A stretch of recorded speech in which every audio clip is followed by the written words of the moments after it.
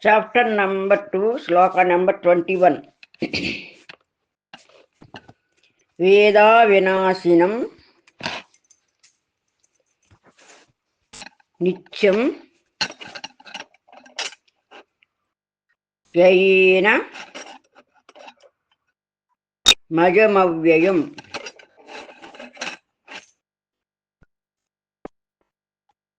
Khatamsa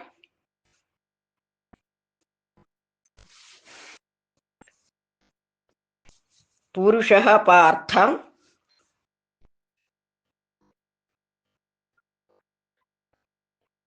Kamghata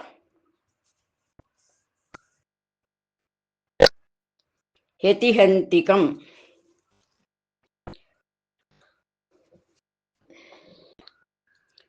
Veda Vinasinam Nityam Yayena Majamavyayam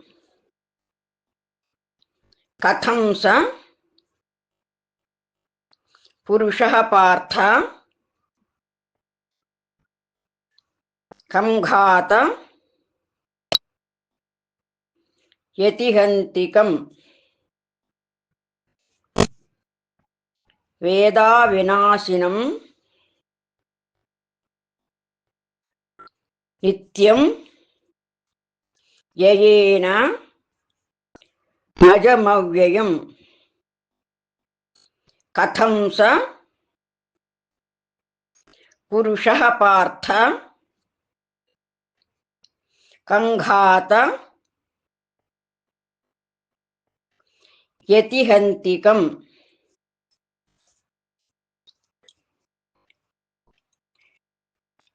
Veda Vinasinam Nityam Yayena Majamavyayam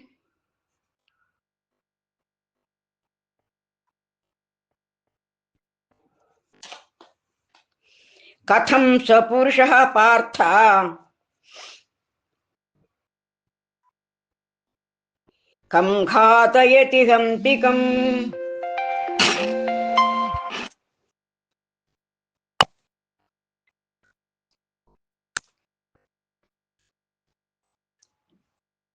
Veda Vinasinam Nityam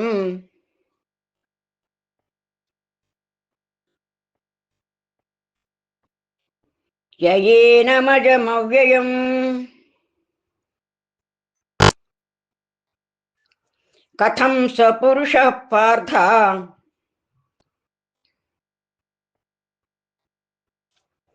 Kanghata Yetihantikam.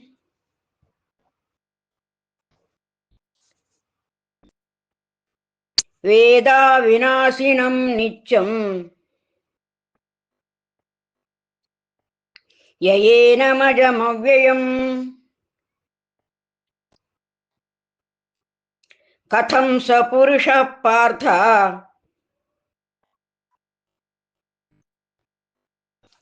Kamghata Yetihantikam.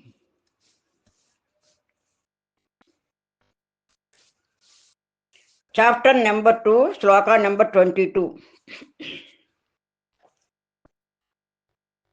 Vasamsi Jirnani Yatha Vihaya Navani Grihnati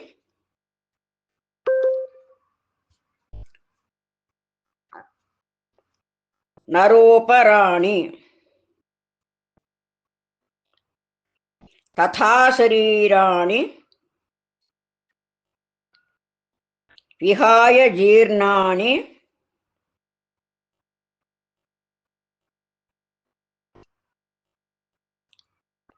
Anyani Samyati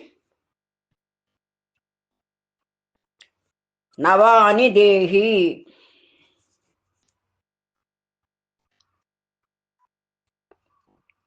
Vasamsi Jirnani Yatha Vihaya Navani Grihnati Naroparani तथा शरीराणि विहाय जीर्णानि अन्यानि संयाति नवानि देहि। वासांसि जीर्णानि यथा विहाय नवानि गृह्णाति नरोपराणि। तथा शरीराणि विहाय जीर्णानि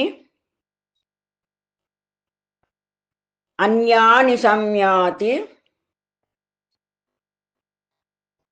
नवानि देहि।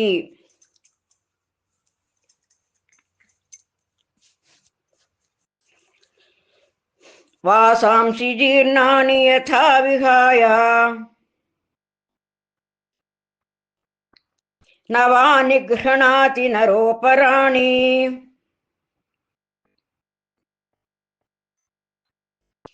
तथा शरीराणि विहाय जीर्णानि अन्यानि संयाति नवानि देहि।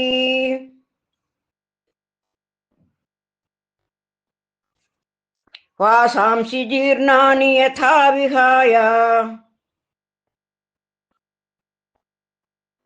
नवानि गृह्णाति नरोपराणि। तथा शरीराणि विहाय जीर्णानि अन्यानि संयाति नवानि देहि। वासांसि जीर्णानि यथा विहाय नवानि गृह्णाति नरोपराणि। तथा शरीराणि विहाय जीर्णानि अन्यानि संयाति नवानि देहि।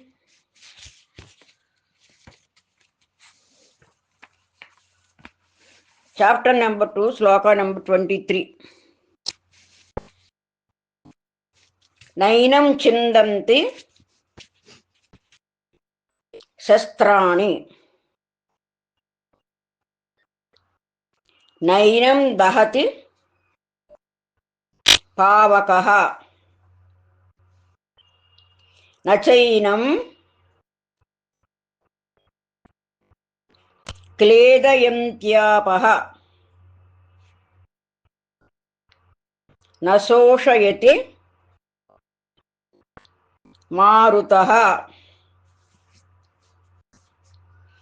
नैनं छिन्दन्ति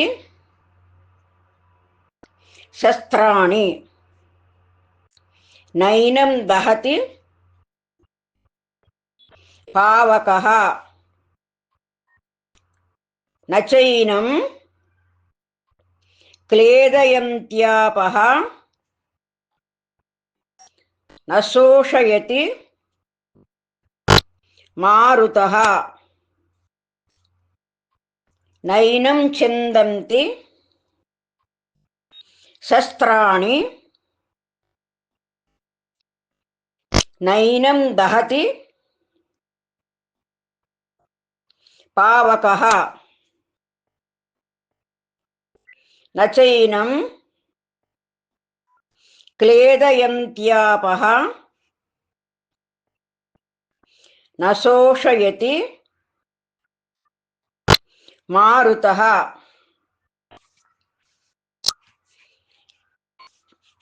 नैनं छिन्दन्ति शस्त्राणि नैनं दहति पावकः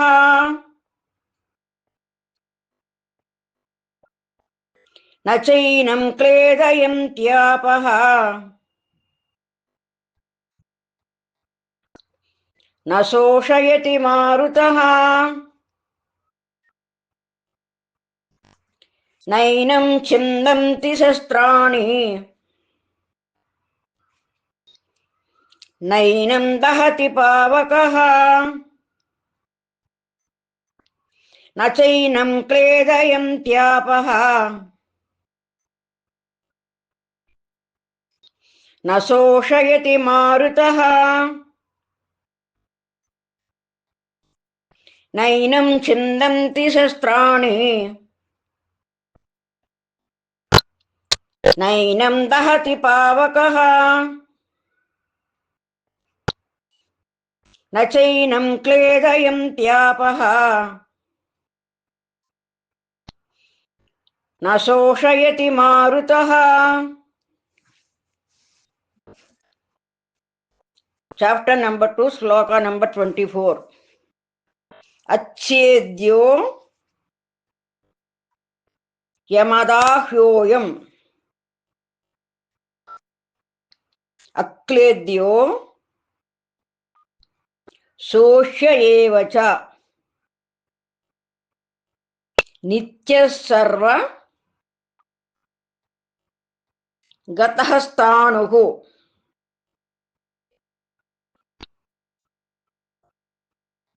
అచలోయం సనాతనః. అచ్ఛేద్యో యమదాహ్యోయం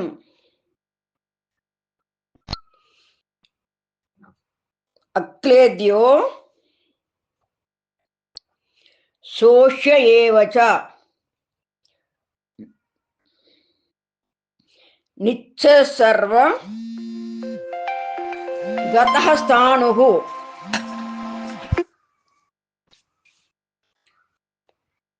అచలోయం సనాతనః.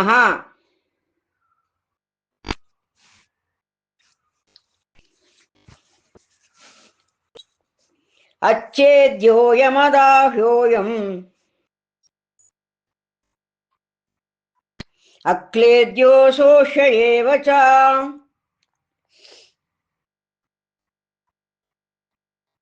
నిత్యః సర్వగతః స్థాణుః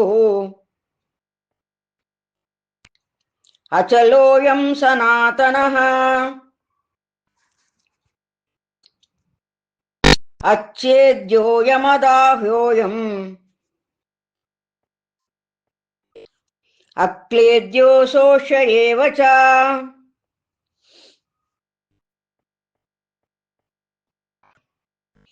నిత్యః సర్వగతః స్థాణుః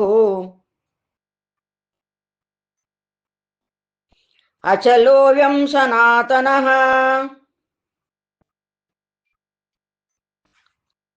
అచ్ఛేద్యో యమదాహ్యోయం అక్లేద్యో శోష్య ఏవ చ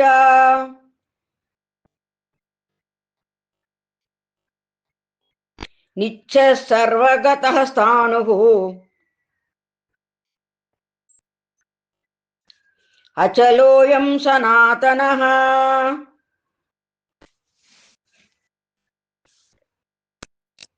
చాప్టర్ నెంబర్ 2, శ్లోక నెంబర్ 25. అవ్యక్తోయ మచింత్యోయం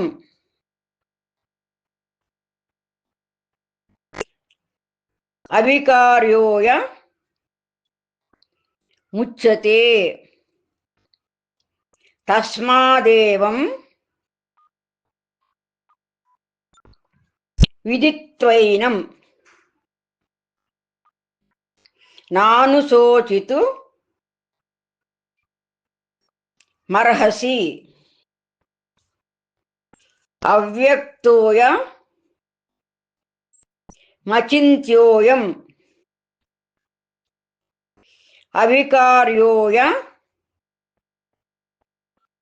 ముచ్యతే తస్మాదేవం విదిత్వైనం నానుశోచితు మర్హసి. అవ్యక్తోయ మచింత్యోయం అవికార్యోయ ముచ్యతే తస్మాదేవం విదిత్వైనం నానుశోచితు మర్హసి. అవ్యక్తోయమచింత్యోయం అవికార్యోయముచ్యతే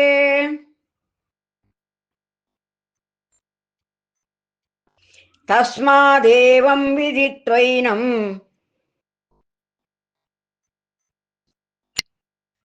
నానుశోచితుమర్హసి.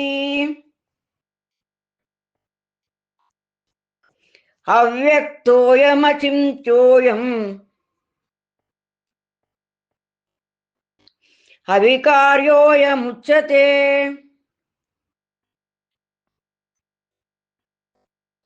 తస్మాదేవం విదిత్వైనం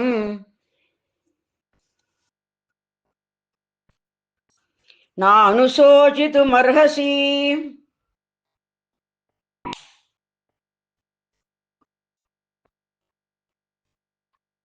అవ్యక్తోయమచింత్యోయం అవికార్యోయముచ్యతే తస్మాదేవం విదిత్వైనం నానుశోచితుమర్హసి.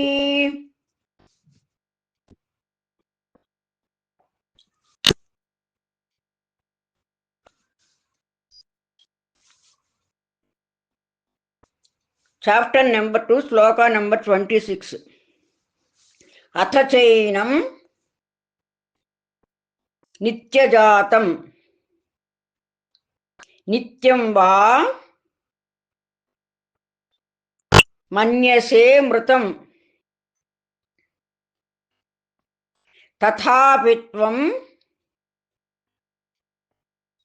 మహాబాహో నైవం శోచితు మర్హసి. అథ చైనం నిత్యజాతం నిత్యం వా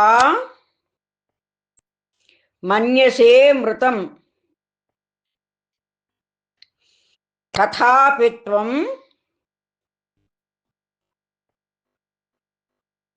మహాబాహో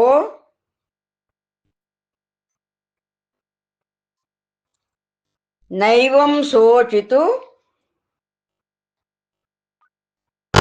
మర్హసి. అథ చైనం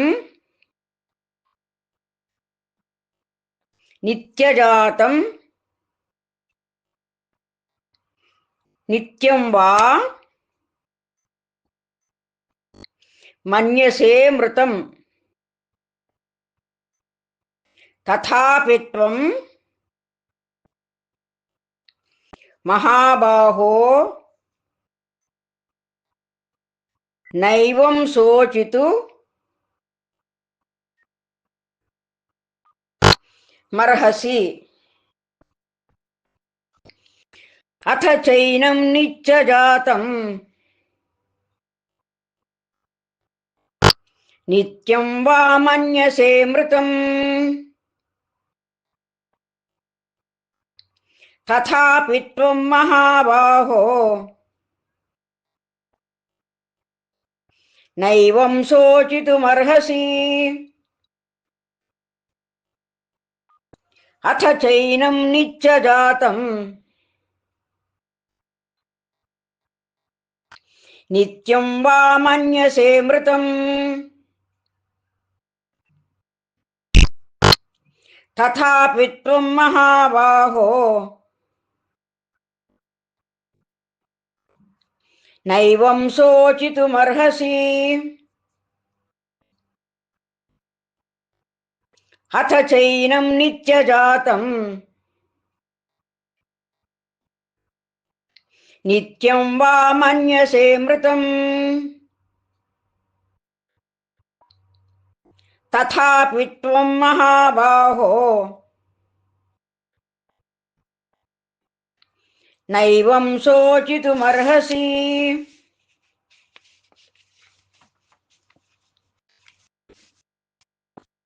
చాప్టర్ నెంబర్ 2, శ్లోక నెంబర్ 27.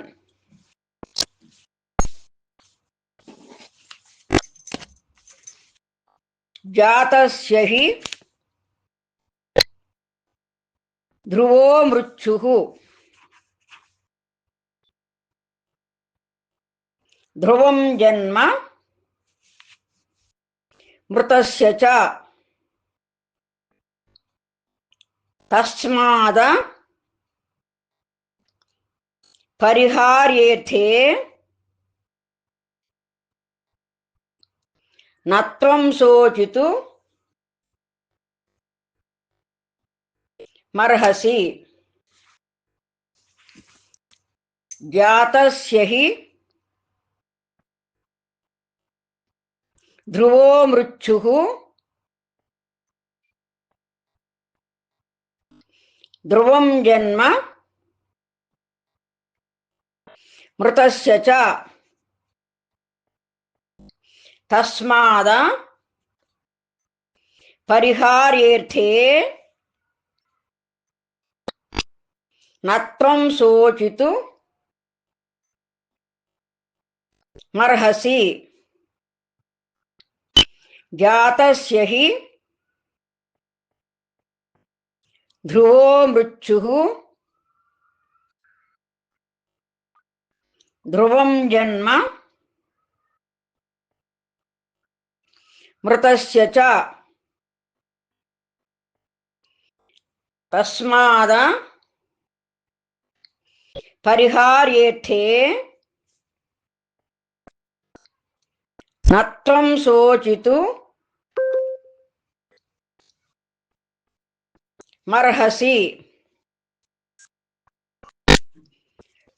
జాతస్య హి ధ్రువో మృత్యుః ధ్రువం జన్మ మృతస్య చ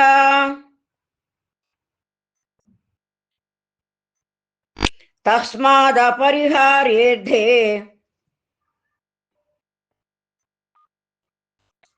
నత్వం శోచితుమర్హసి.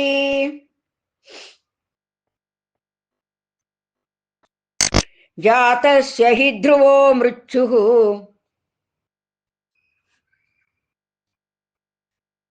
ధ్రువం జన్మ మృతస్య చ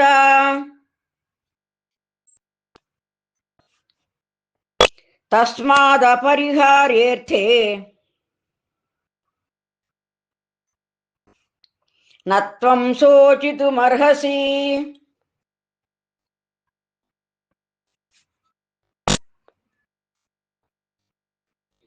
జాతస్య హి ధ్రువో మృత్యుః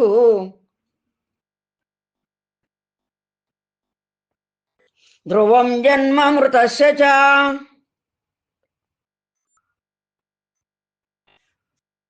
తస్మాద పరిహార్యేర్థే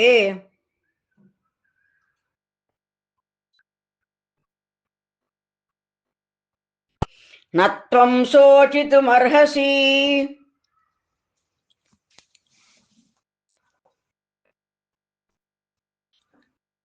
చాప్టర్ నెంబర్ 2, శ్లోక నెంబర్ 28. అవ్యక్తాదీని భూతాని వ్యక్తమధ్యాని భారత. అవ్యక్త నిధనాన్యేవ తత్ర కా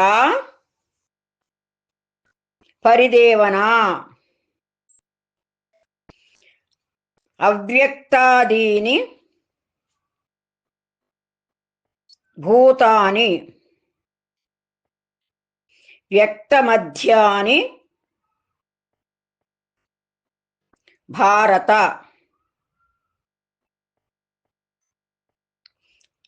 అవ్యక్త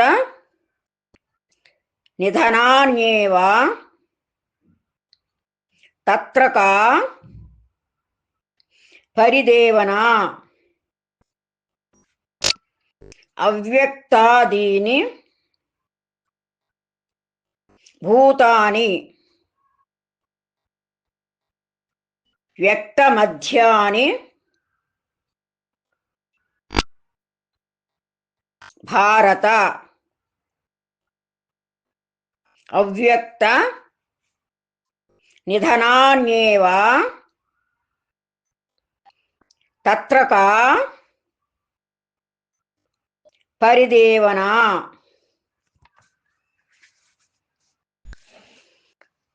అవ్యక్తాదీని భూతాని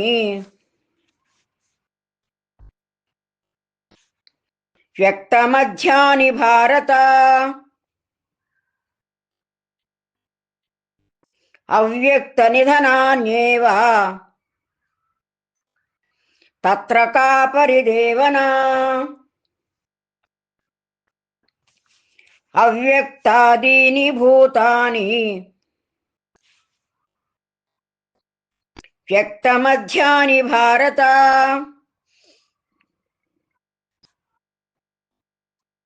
అవ్యక్త నిధనాన్యేవ తత్ర కా పరిదేవనా అవ్యక్తాదీని భూతాని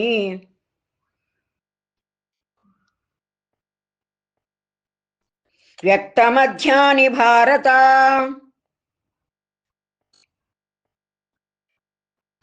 అవ్యక్త నిధనాన్యేవ తత్ర కా పరిదేవనా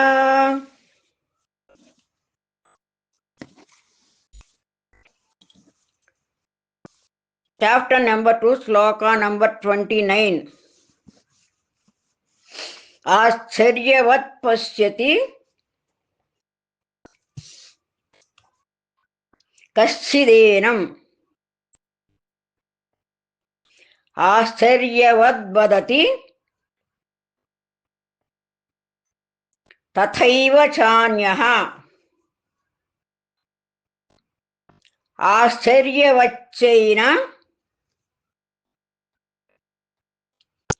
మన్యః శృణోతి శ్రుత్వాప్యేనం వేద న చైవ కశ్చిత్ ఆశ్చర్యవత్ పశ్యతి కశ్చిదేనం ఆశ్చర్యవద్వదతి తథైవ చాన్యః ఆశ్చర్యవచ్చైన మన్యః శృణోతి శ్రుత్వాప్యేనం వేద న చైవ కశ్చిత్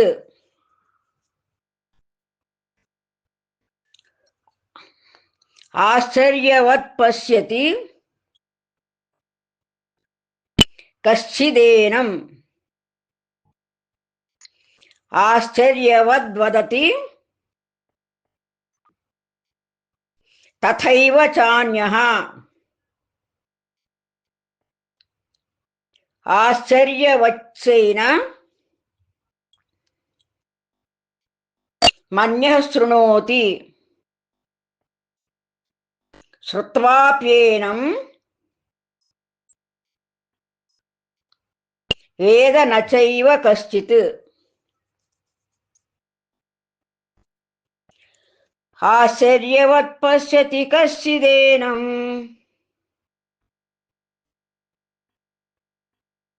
ఆశ్చర్యవద్వదతి తథైవ చాన్యః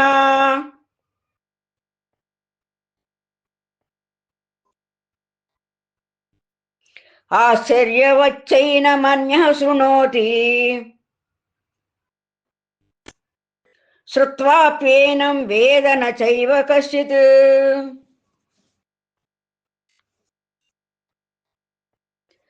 ఆశ్చర్యవత్ పశ్యతి కశ్చిదేనం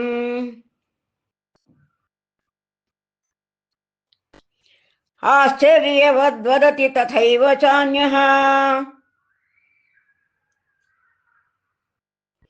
आश्चर्यवच्चैनमन्यः शृणोति श्रुत्वाप्येनं वेद न चैव कश्चित्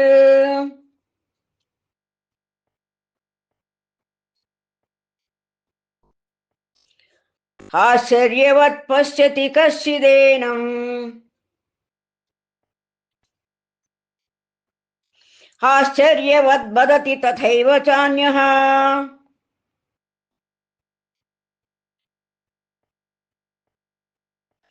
आश्चर्यवच्चैनमन्यः शृणोति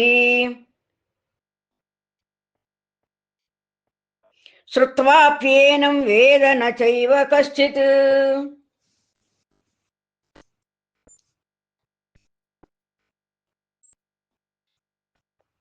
Chapter number 2, Sloka number 30. देही नित्य मवध्योऽयं देहे सर्वस्य भारत तस्मात् सर्वाणि भूतानि न त्वं शोचितुमर्हसि। देही नित्य मवध्योऽयं देहे सर्वस्य भारत तस्मात् सर्वाणि भूतानि न त्वं शोचितुमर्हसि।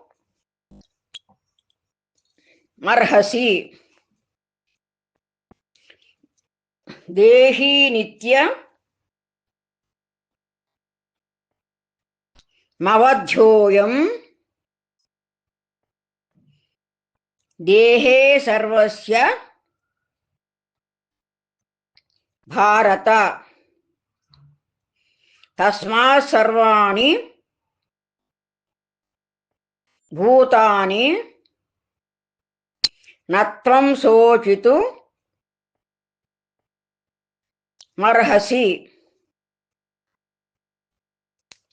देही नित्यमवध्योऽयं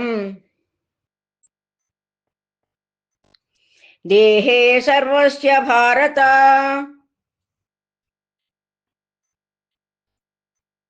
तस्मात् सर्वाणि भूतानि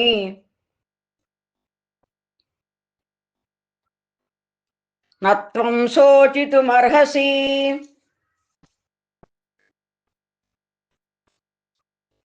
देही नित्यमवध्योऽयं देहे सर्वस्य भारत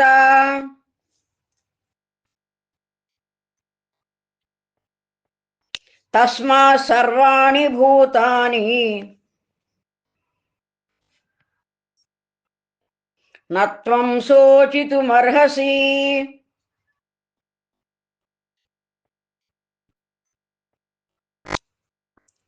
देही नित्यमवध्योऽयं देहे सर्वस्य भारत